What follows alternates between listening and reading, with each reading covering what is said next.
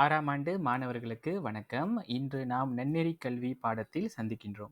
மாணவ செல்வங்களே, இன்று நாம் மரியாதை எனும் தலைப்பின் கீழ் உங்களது பாடநூலில் பக்கம் 58 உள்ள உங்களிடமிருந்து மரியாதை எனும் உட்பிரிவினை பார்க்கவிருக்கின்றோம். மாணவ செல்வங்களே, இப்பொழுது நாம் ஒரு கையேடை எவ்வாறு செய்வது என்பதனை பற்றி பார்க்கவிருக்கின்றோம். நீங்கள் என்ன கையேடு செய்ய போகின்றீர்கள் என்றால், உங்களிடமிருந்து மரியாதை தொடங்குகின்றது எனும் தேசிய அளவிலான ஒரு இயக்கம் தொடங்க உள்ளது. அதற்கான கையேடினை தான் நீங்க தயார் செய்ய போறீங்க. ஓகேங்களா? கையேடு இப்போ புரோஷர்னு நம்ம சொல்லுவோம்ல. அப்ப நம்ம பள்ளியில நிகழ்வுகள்லாம் நடத்துனாங்கன்னா, ஆசிரியர்கள் புரோஷர் தயாரித்து கொடுப்பாங்க. நீங்க பார்க்கலாம். ஓகேங்களா? அது மாதிரியான ஒரு புரோஷர் தான் இன்னைக்கு நம்ம செய்ய போறோம். ஒரு A4 தாளை நம்ம 3ஆக மடித்தும் செய்யலாம். இல்ல 2ஆக மடித்து கூட இந்த புரோஷரை நம்ம செய்யலாம். ஓகேங்களா? ஸோ இந்த கையேடை செய்யறதுக்கு குறிப்பா அங்க என்னென்ன முக்கியமான விஷயங்கள் இருக்கணும் அப்படின்னு நம்ம பார்த்தோம்னா, நோக்கம், மதிக்கும் வழிமுறைகள், மதிப்பதன் முக்கியத்துவம், ஏற்படக்கூடிய மன உணர்வு. ஸோ இங்க நோக்கம் கொடுத்துட்டாங்க. நாட்டின் ஒவ்வொரு குடிமகனும் தனி மனிதரையும் சமூக அமைப்பையும் மதித்து போற்றி பண்போடு நடக்க வழிகாட்டுதல். ஸோ இது ஒரு நோக்கம் கொடுத்துருக்காங்க. ஸோ நம்ம ஒரு 2 நோக்கங்கள் 3 நோக்கங்கள் கூட அங்கே எழுதலாம். ஓகேங்களா? பிரச்சனை இல்லை. ஓகேங்களா? ஸோ இன்னைக்கு நம்ம எப்படி ஒரு கையேடை செய்யறது, ரொம்ப சிம்பிளா இந்த கையேடை நீங்க ஒரு A4 பேப்பர்ல எழுதி சுயமா நீங்க செய்யலாம். அல்லது நீங்க கணினியோட உதவியோட கூட இந்த கையேடை மிகவும் அழகாக செய்து எடுக்கலாம். ஓகேங்களா? ஸோ முடிஞ்ச வரைக்கும் கணினியை பயன்படுத்தி செஞ்சு அனுப்புங்க. சரியா மாணவர்களே? ஸோ இப்பொழுது நம்ம ஒரு மாதிரி கையேடு எப்படி செய்யறது அப்படின்னு பார்ப்போம். ஸோ இங்க பார்த்தீங்கன்னா முகப்பு. ஸோ இது முகப்பு, ஒரு கையேட்டோட முகப்பு. உங்களிடமிருந்து மரியாதை தொடங்குகிறது. ஸோ இந்த முகப்பில் பார்த்தோம்னா நான் தேசிய சின்னங்கள்லாம் இங்கே கொடுத்துருக்கேன். ஸோ தேசிய சின்னங்கள் இங்கே என்னென்ன இருக்குன்னு பார்க்கலாம்.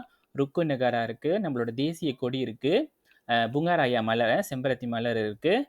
ஓகேங்களா? அப்புறம் பாருங்க, தேசிய வீரர்களோட அந்த சின்னம் இங்கே இருக்கிறது.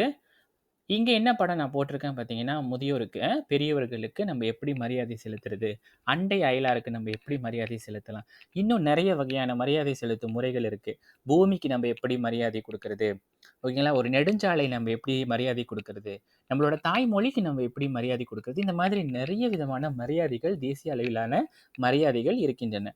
ஓகேங்களா? அதுக்கப்புறம் அடுத்த பகுதியில் நோக்கம் எழுதிட்டு நீங்கள் இந்த நோக்கம்லாம் லிஸ்ட் டவுன் பண்ண வேண்டியதான். ஓகேங்களா? நான் சொன்ன மாதிரி அவங்க கொடுத்துருந்தாங்க, அது ஒரு நோக்கம். அடுத்து நம்ம 2வது 3 நோக்கங்கள் கொடுக்கலாம். அடுத்து மதிக்கும் முக்கியத்துவம், எதற்காக நம்ம மதிக்கணும். ஸோ ஒரு எடுத்துக்காட்டு சொல்லுங்க பார்ப்போம். ஓகே, எதற்காக நம்ம மதிக்கணும் அப்படின்னு பார்த்தீங்கன்னா, நாட்டின் சுபிட்சத்தை பாதுகாக்கலாம். ஓகேங்களா? அப்போ நாடு எப்போதும் ஒருத்தருக்கு ஒருத்தர் மரியாதை கொடுத்து நம்ம வாழ்ந்தோம்னா, சண்டை சச்சரவு இல்லாமல் நம்ம மகிழ்ச்சியாக வாழலாம். இந்த மாதிரி இன்னும் மற்ற முக்கியத்துவங்களை நீங்கள் லிஸ்ட் டவுன் பண்ணுங்க. ஓகேங்களா?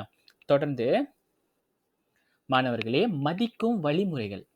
ஸோ மதிக்கும் வழிமுறைகள் சார் இங்கே 5 லிஸ்ட் டவுன் பண்ணியிருக்கேன். தேசிய சின்னங்களை மதிப்போம், பேரரசருக்கும் சுல்தான்களுக்கும் மரியாதை செலுத்துவோம், நெடுஞ்சாலை விதிமுறைகளை பின்பற்றுவோம், பூமியை பாதுகாப்போம், வயதில் பெரியவர்களுக்கும் அண்டை அயலாருக்கும் மரியாதை செலுத்துவோம்.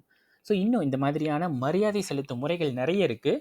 நீங்கள் தேடி அதை பட்டியலிடலாம். ஸோ இங்கே நான் பட்டியலிட்டு இங்கே நம்ம என்ன செய்யலாம்னா, நீங்கள் படங்கள் ஓட்டலாம். ஓகேங்களா? அழகாக படங்கள் ஓட்டுனீங்கன்னா, ஒரு 3 படங்கள் 2 படங்கள் ஓட்டுனீங்கன்னா மிகவும் அழகாக இருக்கும் உங்களுடைய கையேடு. ஓகேங்களா? தொடர்ந்து ஏற்படக்கூடிய மன உணர்வு. ஸோ இந்த மாதிரி மரியாதை செலுத்துறதுனால நமக்கு என்ன மாதிரியான மன உணர்வு கிடைக்கின்றது. ஓகேங்களா? ஸோ இப்போ தேசிய அளவிலான போட்டிகளில் நம்மளது நாட்டின் வீரர்கள் பலர் பங்கு பெற்று வெற்றி வாகை சூடி வருகின்றனர். ஸோ இவர்களுக்கு நம்ம ஊக்கம் கொடுப்பதன் மூலம் நமக்கு என்ன மாதிரியான ஒரு மன உணர்வு கிடைக்கின்றது. ஸோ மன மகிழ்ச்சி, நம்ம மன மகிழ்ச்சி அடைகின்றோம்.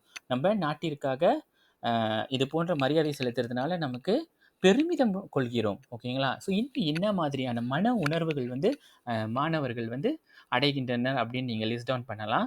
ஸோ நான் சொல்கிறேன், இது பல முறை இருக்குது, பல ஆப்ஸ்லாம் இருக்குது. நீங்கள் அது மூலமாக கூட இந்த ப்ரோஷரை செய்யலாம். இதை சிம்பிளாக நீங்கள் ஒரு பவர் பாயிண்ட் ப்ரெசன்டேஷனில் செய்யலாம். இல்லைன்னா ஜஸ்ட் ஒரு A4 பேப்பர், மைக்ரோசாஃப்ட் வேர்ட், அதில் கூட நீங்கள் செய்யலாம். கணினியில் செஞ்சீங்கன்னா இந்த மாதிரி படங்கள் எல்லாம் இணையத்தில் தேடி நீங்கள் அழகாக செய்து விடலாம். ரொம்ப சிறப்பாக இருக்கும், சிம்பிளாக இருக்கும். ஓகேங்களா? அப்போ வரிஞ்சு செஞ்சோன்னா அது நமக்கு வந்து கஷ்டம், ஒரு சிரமத்தை கொடுக்கும். ஓகேங்களா? ஸோ நீங்கள் கணினியை எப்படி பயன்படுத்துறது அப்படின்ட்டு இங்கே கற்றுக்குவீங்க. ஸோ மாணவர்கள் அனைவரும் தயவு செய்து கணினியை பயன்படுத்தி ஒரு அழகான கையேட்டினை செய்து அனுப்புமாறு கேட்டுக்கொள்கிறேன். நன்றி. ஓகேங்களா? ஸோ இங்கே இந்த மாதிரி அழகு படங்கள் எல்லாம் நீங்கள் வைக்கலாம். ஸோ இங்கே வந்து பூமியை நேசிக்கிற மாதிரி ஒரு படம். இந்த படத்தில் 2 சிறுவர்களும் மகிழ்ச்சியாக இருக்காங்க. ஸோ பூமியை நேசிக்கிறதுனால நமக்கு என்ன மாதிரியான மன உணர்வு மகிழ்ச்சியை கொடுக்குது அப்படின்னு நம்ம இங்கே எடுத்துக்கலாம். Okay, very simple. இந்த மாதிரி ஒரு அழகாக ஒரு 4 பேஜில் நீங்கள் எனக்கு ஒரு கையேடை செய்து கொடுத்து விட வேண்டும். மாணவர்களே, வீட்டில் முயன்று பாருங்கள். நன்றி.